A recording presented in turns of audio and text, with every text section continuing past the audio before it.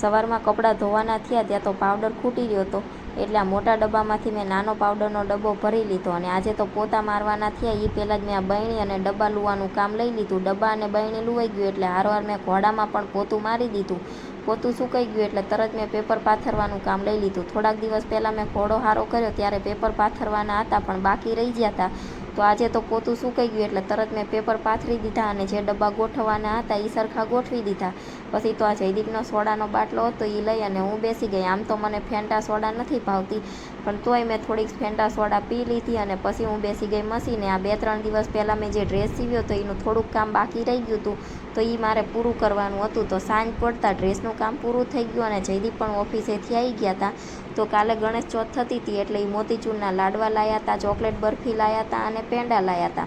અને સાંજના જમવાનામાં મારે ગાંઠિયાનું શાક અને ભાખરી બનાવવાનું હતું. શાક ને ભાખરી બની ગયું એટલે અમે બંનેએ જમી લીધું.